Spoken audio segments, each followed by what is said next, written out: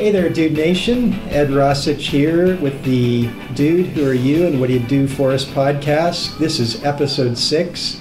We have a very interesting guest here today. We've actually flipped the mic to Grace Flack. She has been the person engineering and editing and posting these podcasts for the first 5, and we've got Brian in here helping us with this episode 6 so that I can interview Grace. I'm really excited. Grace, how are you today? I'm good. It's weird being on the other side of this. I'm usually a person who likes to be behind the curtain, so guys, go easy on me. Yeah, well, and the other thing is, like, you've heard all the questions and all that, so this might be actually pretty original because you might be pulling out some questions from way back. So what do you do for us?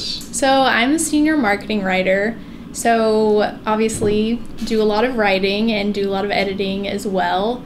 But I mean, one thing that I love about this job and the Dude is I get to dip my toe in so many different areas, like podcasting, or it's kind of like, especially with our marketing team, we love taking new ideas and implementing them. And so they kind of let me do what I want to do if, you know, I can show some good results from it, which is super fun. So it really just depends on the day, but I really like juggling a lot of different things around communication, basically. Mm-hmm. Now, when you write for the Dude, is it mostly about product or events? Like, is there a certain specialty you have for us? So I'm the dedicated writer for healthcare senior living. Mm-hmm. So I would say a lot of the stuff that I do is kind of more thought leadership type of content, like ebooks and white papers, and then obviously, you know, emails. As a person, I prefer to be at a high level do writing. Would like to think that I'm kind of like see the big view of everything. I'm very much a connector. That's something that I really love doing. So kind of connecting the ideas and simplifying it into big ideas.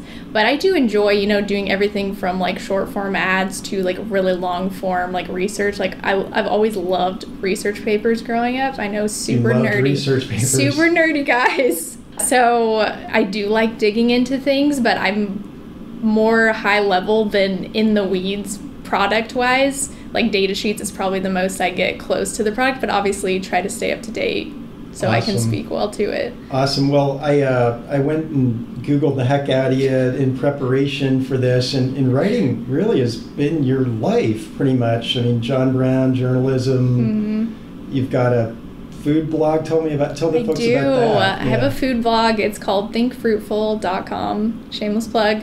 I've been doing it for like over 6 years now. Mm-hmm. So I started out and worked at my state newspaper. That was my job right after Arkansas college. Democrat? Yes. Gazette, yes. Gazette. And I was a page designer and copy editor. Worked from 3:30 to 11:30 in the evening and worked on weekends and was off on weekdays. Oh my gosh. But I mean, at that point, it was 2010, so I was very lucky to have a job and doing, you know, something related to what I love to do. And it was a difficult time dealing with that job. And if anyone's worked in the newspaper biz, it's just I learned a lot working there, but it's a tough career. Mm-hmm. And so I kind of figured out that isn't what I want to do forever. But anyway, and so I started the blog because I was doing a lot of cooking, lived by myself, loved cooking. I grew up, my mom's a really good cook. So it's kind of an outlet for me, and I wanted to get back to my creative writing that I've always really loved. And then it's kind of just grown. I feel like I have a small but good following, and it's just something how many people subscribe? I guess is that the right word? Yeah, I mean, I think email-wise I have like 30 or something, but I typically get like 30 to 40 views per day. Mm-hmm. I don't make any money off of it, but I just really love doing it, and it's always pushed me with digital marketing too, like mm-hmm. building a website and marketing myself. So it's a fun way to experiment with that. Right. When did you know you wanted to write? It's kind of hard to remember a time when I didn't know that I wanted to write, I feel like. I mean, I'm kind of one of those people that knows what I want and goes after it.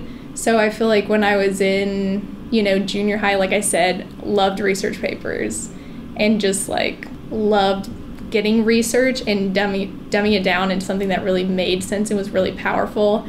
I like love the editing part because I'm also really logical. I'm creative, but I really like having a right and wrong answer. Like I loved math. Mm-hmm. So saying, yes, you can do this or no, you can't do this. So yeah, I think I just knew high school or junior high that I really love writing. Also, my maiden name was Pennington, so I always thought, since Penn was in my name, that I should be a writer when I was younger. So it all worked out, I guess. That's cool. So did you grow up in Arkansas? Is that the connection with the Arkansas Gazette? And then how did you get to North Carolina? Was it the dude that brought you here? Or? No. So I grew up in Arkansas, went to school there, met my husband there. We got married and then worked. Thankfully, I got into marketing after the newspaper job. And then he worked in marketing as well, but he's an illustrator, and he always wanted to go into video games, doing like 2D art. And so he found a job here. We were actually looking at San Francisco jobs as well. And then he found a job here. I already have a sister and brother-in-law who live here and lived here then. So it really worked out for us. It was a good move to a little bit bigger city. And then, so how I got connected with the dude was I worked for a marketing agency here in Raleigh. We worked with Facility Dude on some brand projects back in the day, 4 or 5 years ago. Mm-hmm. And so I got to kind of interview all the key stakeholders from FD and just loved it. And just like loved the mission that everyone had and how they wanted to help people. And so I literally, like I said before, I'm a very determined person. I was like, I'm going to work at that company someday. Like, I think it's awesome, and got to come in the building and everything. And so I kind of kept in touch. And a couple years later, the writing job opened up. That's great. But when you think about why you like working at the Dude today, what are some of those things that pop up in your head? I think the basis of it is really the people. I know everyone says that, but just everyone on the marketing team, we really love working together, and we really love each other, and it's almost seriously like a family. Like, people really care about each other, which is awesome.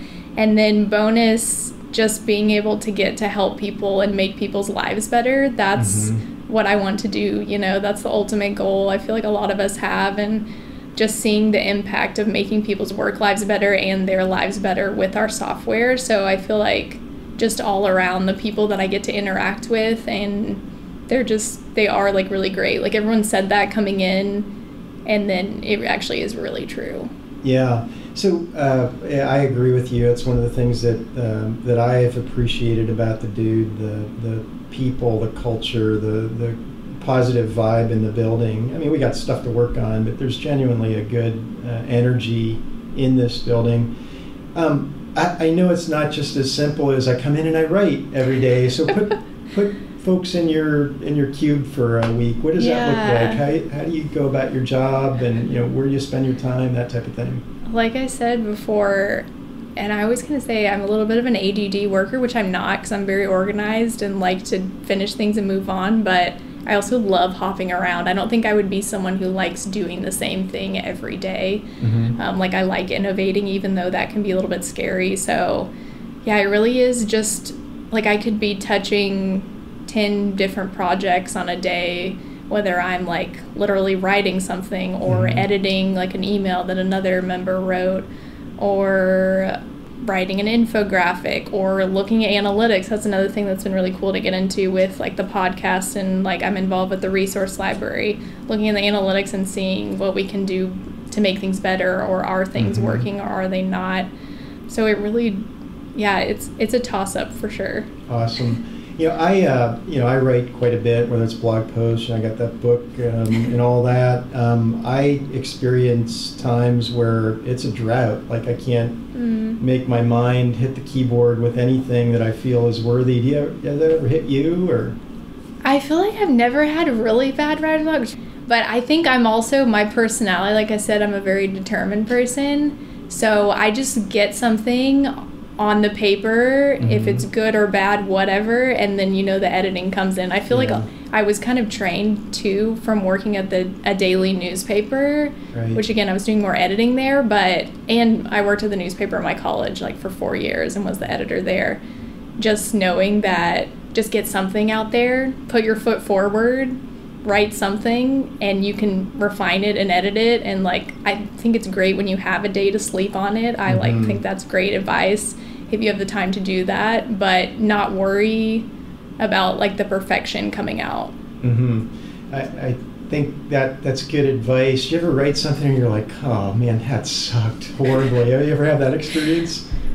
I mean, Yeah, I mean, I've definitely been there before. I feel like that's another time, too, when it's nice to have people around to just get other eyes on. Mm-hmm. Like, no one is perfect. I feel like I'm so strengthened by people who are writers and people who aren't writers, having them look over and say, I'm struggling with this, or, hey, do you have any ideas? Because that's the great thing, is just picking ideas from different people and from different places to make what you do better. So that's what I'm always trying to do. No, I think there's a lot of truth in that. I think your job is a lot different than others because, we impact each other so much in the building in different ways. How are you impacted by some of your dude teammates, and what do you wish you could wave a wand at to make your life a little easier in the building? I feel like I'm just like so inspired by everyone else whenever I learn what people do and how people help clients in different ways. So I would just say I love coming up with new ideas and implementing new ideas. So if you have anything or even crazy ideas, I am the person who will check all my emails, and like I love if I can respond. So Grace Flack, you may email me if you have an idea. Hope no one else gets mad at me saying that. But I feel like just generally people are great at this, but I think for marketing, perception is like really important. And I know sometimes some people might think we're like slow moving, or like, why do they care about these tiny details? They're creatives, and I would just say consistency and like our craft is really important to us, and to just, and I know people do this, but just keep trusting us, especially with the brand and everything that's evolving, that we really want to push all of us forward, and we are working as fast as possible as well, but that's really important to us to keep that consistency with the brand and everything, and it's going to be better for everyone in the long run. Yeah, no, that's so true. It's so funny, I say this a lot, that I think marketing is one of the toughest jobs, because if there are 600 dudes, 599 of them consider themselves marketing experts, right? And you guys really have to juggle through that. And, even me, like, I'll be like, God, that word, there's a better word for that. And it's just like, just smack me around when you do that, please, because I'm usually wrong I get it. When it comes to that. So, personal stuff, hobbies, special powers, interests. Food blog is definitely a big part of my life, because I usually do a couple posts a week. But also, I mean, I cook a lot, and I basically keep doing that because I love cooking. I love baking. To cook? Like if you have your go-to, I'm having Brian over for dinner. What am I making? If it's like a go-to, like, and if I'm like pulling in at like 5 o'clock or something, stir fry. Okay. That's like my husband and I are all about that. My husband's also a very good cook, just like veggie stir fry. But we also I really like trying like Indian food, like curries and things like that. And then I'm a huge baker. I'm very like healthful during like for meals overall, but then baking, I like love baking. Other than that, my parents actually have a nonprofit organization. It's called Firefall International, and they do like humanitarian aid and then work with some different churches, mostly in Asia. So I do their website and their email marketing just like on the side. I've been doing that for a long time, and they've kind of had the nonprofit like since I was born, so for like 30 years. Yeah, that's awesome. I mean, I think I've lost count, but we're at episode 6, and I think half the folks that I've interviewed, it must be an ethos that runs through Dude Nation, have all been involved with charities at some level. It's cool. I really love being involved with international type of organizations and nonprofits. And then I also, now that the seasons are changing, I'm really into gardening. I have an herb garden that's like most of it's still alive, thankfully, and then I'll be planting some vegetables, so that'll take up some time this summer too. Nice. I enjoy that myself.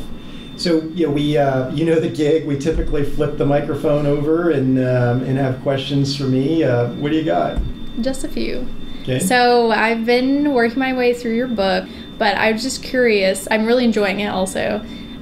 What motivated you to write the book, and was it something that you kind of had pieces of like for many years that you put together, or was there a certain event that inspired it, or how did it come about? Yeah, thank you, sir. That's a good question. I had a period of time, sort of a planned sabbatical between a few jobs. I wanted to take some time off, and I find myself constantly telling the same stories, and somebody said, just throw some of these stories into a book. And I was like, I got nothing else to do. It's raining in California that time of year, so I just sat down at a at my computer and started typing some of these stories that I've told through the years, and then had my sister and mom edit it, and then I had a final edit and self-published it, and it was I was lucky. It was on the Amazon Hot 100 for its first 30 days. That's awesome. And I still, I don't know, I'm probably selling 20-30 books a month, which is not crazy. So, but yeah, those are stories that I just continue to tell. Yeah, well, I'm really enjoying it, and I appreciate how I've seen you like lead, with integrity what you've done at the Dude so far, and I hope that can trickle down to the rest of us as well. This one's hopefully a little more of a softball. So this is a question that we like to ask on the marketing team when we're interviewing people. Uh-oh. So if you had to plan out your ultimate meal, like the best meal, and it involves drink, appetizer, main dish, and dessert. If that's too much, you can just choose one and say. Or if you'd like to do all of them, you're welcome to. I'll do all of them. What would you do? The first thing I'd do is figure out who I'd like to have at dinner. Oh. Because I enjoy sitting down and chatting over a good bottle of wine with folks. My wife and I both do. But I think if I had to create a meal from scratch, I'd probably start off with calamari, or I know this sounds so pedestrian. I love fried mozzarella sticks. That sounds delicious. So that's a good one. And then depending on if this is sort of a high-end dinner, I'd probably go with a nice cut of meat and some vegetables and a nice salad. If it's just beers, that type of thing, got a nice pizza, a nice wood-fire pizza is good. And then for dessert, man, I try to stay away from dessert as a general rule because of all the carbs, and I won't go into that. But like if I did, coconut cream pie kills me. Key lime pie, pie in general, I think. Yes. So all good choices. Yeah. As far as wine, I'm a big Zinfandel fan. In fact, that's what my vines out in California are, and I enjoy a good rich cab as well. Nice. Well, it's been awesome interviewing you. You've got such good energy, and I think our marketing and writing is in good hands with you. So thanks, Dude Nation, for tuning in. We'll have a few more episodes coming out after this. I hope you enjoy it. Signing off.